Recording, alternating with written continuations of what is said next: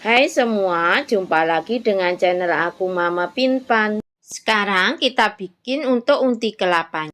50 ml air, 7 sendok makan gula pasir. Untuk gula pasir bisa disesuaikan dengan tingkat kemanisan yang diinginkan. Jika ingin lebih manis lagi bisa ditambahkan. Jika tidak suka manis maka gula pasirnya bisa dikurangi. Masak menggunakan api kecil saja. Kemudian tambahkan sejumput garam lalu aduk-aduk sampai gulanya agak meleleh saja. Tambahkan 1 lembar daun pandan. Jika tidak ada maka bisa diganti dengan 1/4 sendok teh vanili bubuk. Masukkan setengah butir kelapa yang sedang tuanya yang sudah dibuang kulit coklatnya, kemudian diparut panjang. Aduk-aduk terus sampai nanti unti kelapanya matang dan sudah tidak ada kandungan air agar nanti unti kelapa tidak mudah basi.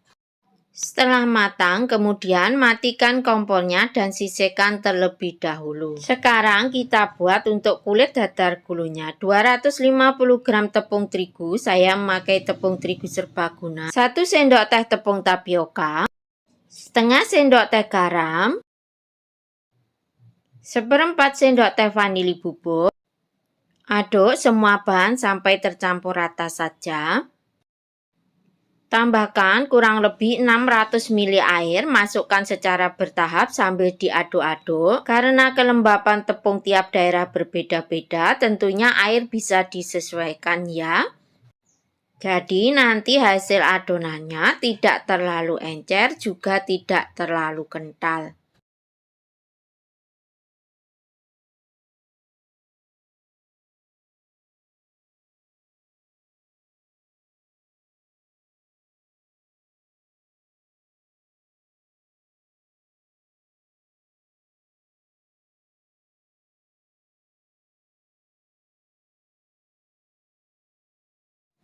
Tambahkan 1 sendok teh minyak goreng. Aduk adonan sampai benar-benar menjadi licin dan tidak ada adonan yang bergerindil. Untuk memastikan adonannya sudah benar-benar licin, bisa kita saring.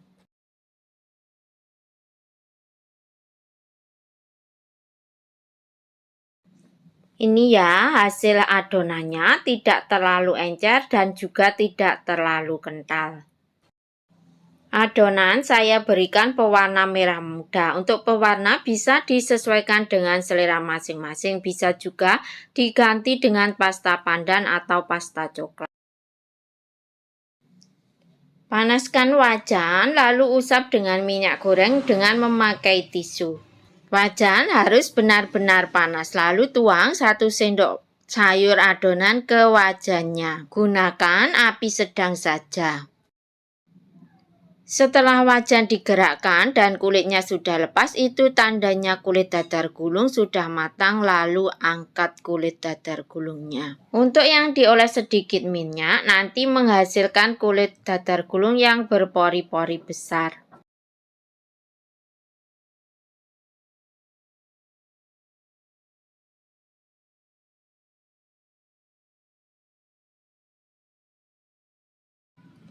Ini yang tanpa dioles minyak. Saat dituang sudah terlihat perbedaannya ya.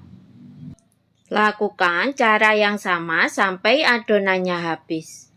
Isi kulit dadar gulung dengan unti kelapa. Untuk banyak sedikitnya disesuaikan saja dengan selera masing-masing. Kemudian lipat kulit dadar lalu gulung.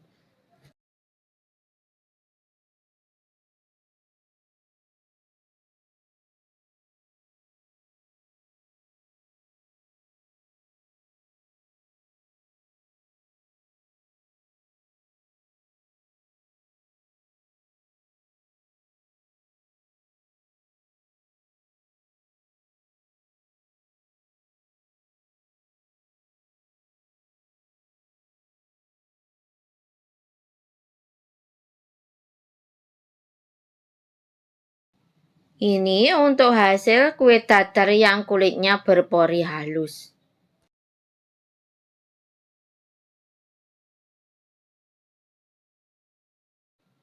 Dan ini untuk yang berpori kasar. Jadi untuk pilihan semua dikembalikan saja ke selera masing-masing. Ini untuk yang saya kasih pewarna agak cerah.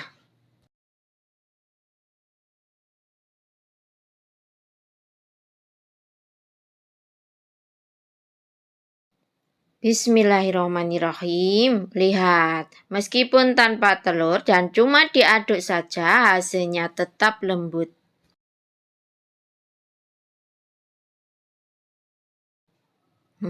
Rasanya sudah benar-benar lembut, gurih manisnya juga sudah pas. 1 kilogram singkong kemudian diparut. Karena singkongnya tidak terlalu banyak mengandung air, jadi airnya tidak saya buang. Tambahkan 200 gram gula pasir. Jika tidak suka manis bisa dikurangi, tapi jika suka manis bisa ditambahkan. Setengah butir kelapa parut yang sedang tuanya dan dibuang untuk kulit coklatnya dan diparut memanjang. 1 sendok teh peres garam atau sesuai selera. Setengah sendok teh vanili bubuk. Lalu aduk-aduk semua bahan sampai tercampur dengan rata. Untuk yang baru menemukan channel ini, silahkan di like, subscribe, dan bisa juga dibagikan ke teman sosial media kalian jika dirasa videonya bermanfaat. Tambahkan 1 saset agar-agar putih.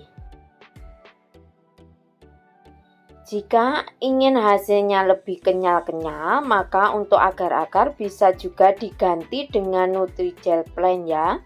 Ataupun bisa dimix untuk dua-duanya dengan jumlah yang sama yaitu 7 gram. Bisa juga diaduk-aduk memakai tangan ya. Kemudian aduk bahan sampai benar-benar tercampur rata dan gulanya menjadi larut. Adonan saya bagi menjadi 3 bagian sama banyak.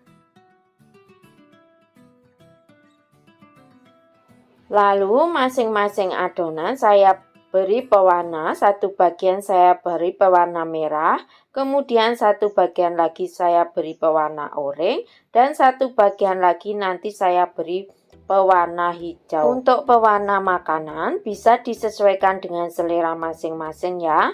Untuk pembagian adonan juga bisa disesuaikan dengan selera masing-masing.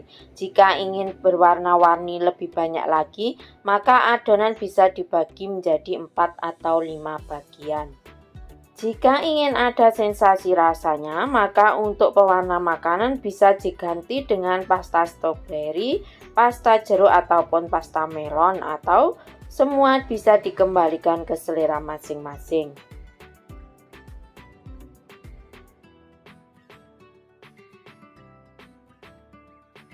Bulatkan adonan, untuk besar kecilnya disesuaikan saja dengan selera masing-masing. Jika ingin hasilnya lebih banyak lagi, maka bulatannya diperkecil ya.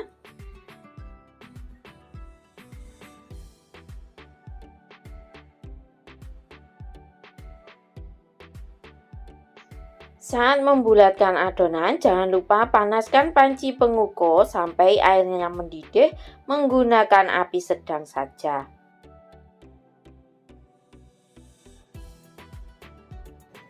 Setengah butir kelapa parut, tambahkan sejumput garam, kemudian aduk-aduk dan campur sampai rata.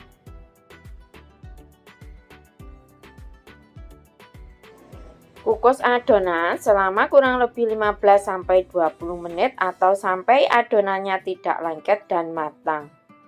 Sambil menunggu adonan matang, tentunya kita bulat-bulatkan lagi sisa adonannya sampai habis.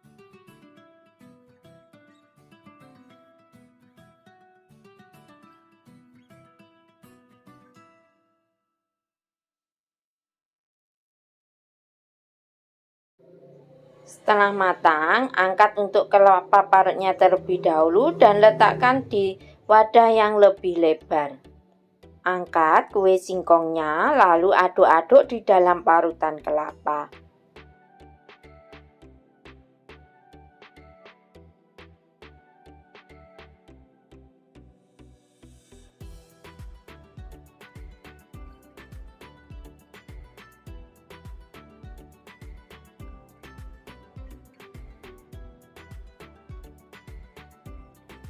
Kukus kembali sisa adonannya selama kurang lebih 15-20 menit seperti yang pertama tadi.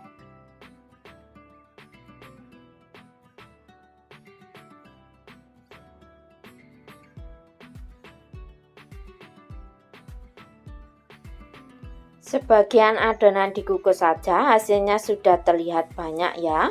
Ini terbuat dari 1 kg singkong, di tempat saya harganya Rp4.000. Jika untuk jualan, tentunya untuk harga disesuaikan dengan harga bahan dan harga pasar di daerah masing-masing karena tiap daerah harganya berbeda-beda.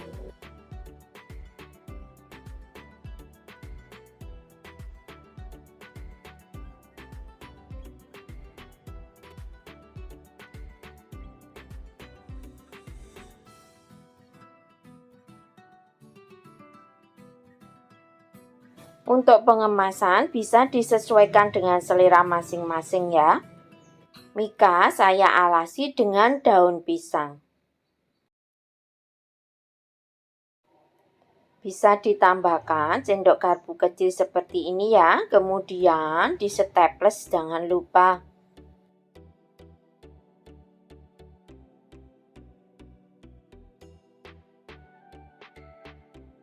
Bisa juga ditusuk memakai tusuk sate ya.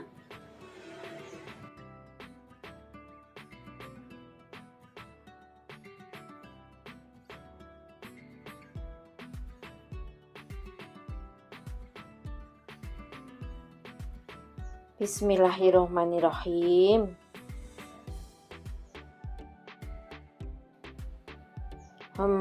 Rasanya benar-benar gurih, manis, lembut dan sedikit kenyal, benar-benar lezat.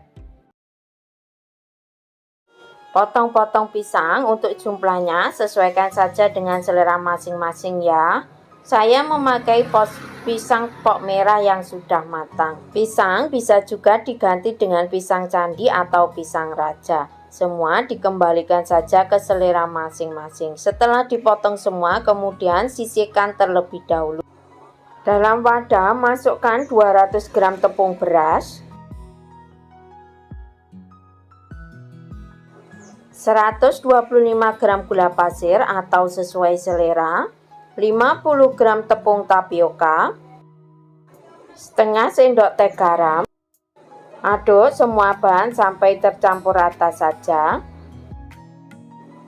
Tuangkan 400 ml santan kekentalan sedang, kemudian aduk-aduk. Tuangkan santan secara bertahap ya. Santan saya memakai santan instan kemasan kecil 65 ml. Saya tambahkan dengan air minum sebanyak 335 ml.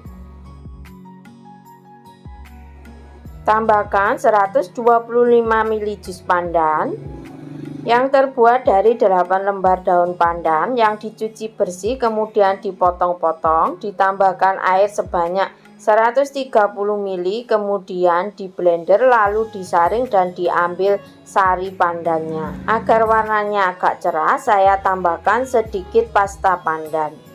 Atau bisa juga ditambahkan 4 lembar daun suji saat memblender daun pandannya tadi. Aduk-aduk adonan sampai benar-benar licin atau tidak ada bahan yang bergerindil. Cetakan saya memakai diameter 7 cm dan tinggi 3 cm. Kemudian tata pisangnya di dalam cetakan. Untuk jumlah pisangnya disesuaikan saja dengan selera masing-masing. Saat menyiapkan adonan jangan lupa panaskan panci pengukus sampai airnya mendidih menggunakan api sedang cenderung kecil saja. Tuang 1 sendok sayur kecil adonan ke dalam cetakan. Jangan lupa sebelum dituang aduk-aduk adonannya agar tidak ada yang mengendap di bawah adonan. Untuk yang baru menemukan channel ini silahkan di like, subscribe, komen, dan bisa dibagikan ke teman sosial media kalian jika dirasa videonya bermanfaat. Kukus adonan selama 10 menit. Tata lagi pisang di atas adonan. Karena ini untuk konsumsi sendiri, jadi pisangnya saya beri banyak-banyak. Jika untuk jualan, tentunya disesuaikan dengan harga yang diinginkan ya, untuk jumlah pisangnya. Setelah semuanya ditambahkan pisang, kemudian siram dengan 1 sendok sayur lagi adonan. Saya kukus seperti ini agar nanti pisangnya menyebar dalam kue nagasarinya ya. Kukus lagi selama kurang lebih 15-20 menit sampai kue nagasarinya matang. Setelah matang, angkat dan biarkan kuenya menjadi dingin dan padat terlebih dahulu. Kukus lagi sisa adonan seperti yang pertama tadi. Ini saya memakai cetakannya agak kecil ya, diameternya 6 cm.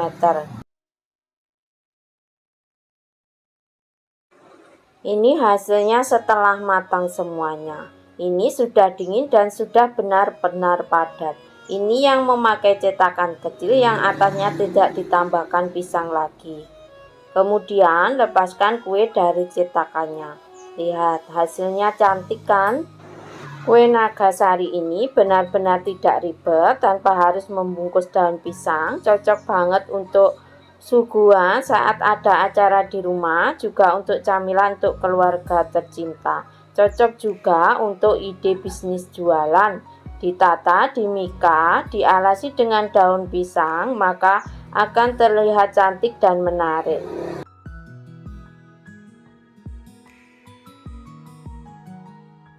Bismillahirrahmanirrahim. Masya Allah, hasilnya gurih manisnya sudah pas, aroma pandannya benar-benar enak, pisangnya juga terasa. Ini untuk hasil yang memakai cetakan kecil, yang pisangnya hanya dikasih di bagian dasarnya saja ya. Untuk bahannya adalah 75 gram gula pasir atau sesuai selera, 250 gram tepung terigu serbaguna, setengah sendok teh baking powder, setengah sendok teh ragi instan. Kemudian aduk semua bahan sampai tercampur dengan rata saja. Setelah rata, tambahkan 2 butir telur. Aduk-aduk sebentar, lalu tambahkan kurang lebih 200 ml air kelapa. Untuk air kelapa bisa disesuaikan dengan tingkat kekentalan adonan yang diinginkan. Tuangkan air kelapa secara bertahap sambil diaduk-aduk. Jika adonan ingin lebih kental dan nanti teksturnya tidak terlalu lembut untuk hasil kuenya, maka air kelapa bisa dikurangi. Tapi kalau saya suka lebih encer untuk adonannya dan nanti hasil kue perut ayamnya akan sangat lembut. Semua dikembalikan ke selera masing-masing saja.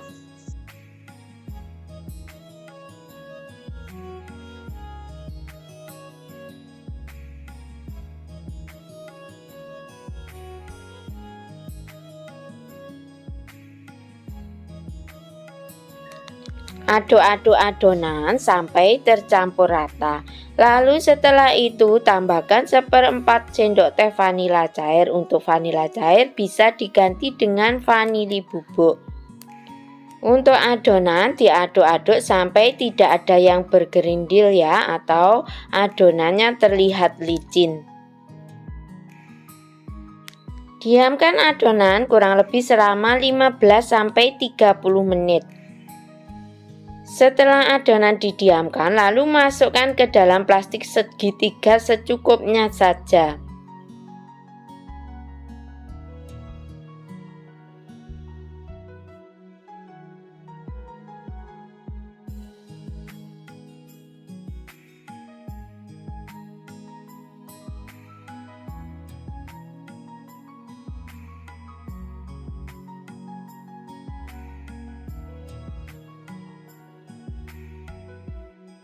Jangan lupa digunting untuk ujung plastiknya. Panaskan minyak goreng dengan menggunakan api sedang, kemudian semprotkan membentuk melingkar seperti obat nyamuk. Untuk bentuk dan besar kecilnya kue perut ayam disesuaikan saja dengan selera masing-masing. Jika ingin lingkarannya hasilnya lebih kecil, maka gunting sedikit saja untuk ujung plastiknya. Jika ingin hasilnya lingkaran lebih besar, maka untuk ujung plastiknya bisa digunting yang agak besar. Setelah satu bagian kuning keemasan, kemudian balik untuk kue perut ayamnya. Goreng lagi sampai semua sisinya kuning keemasan. Setelah kue berwarna kuning keemasan dan sudah matang, lalu angkat dan tiriskan. Goreng semua adonan sampai habis.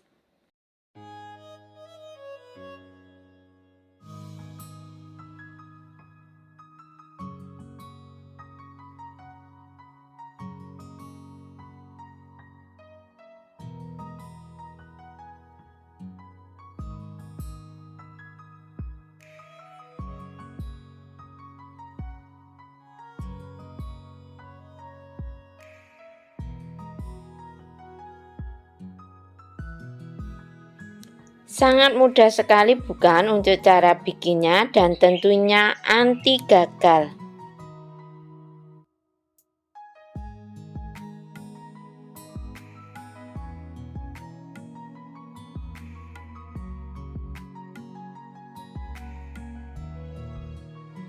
Bismillahirrahmanirrahim. Lihat hasilnya lembut dan juga berongga.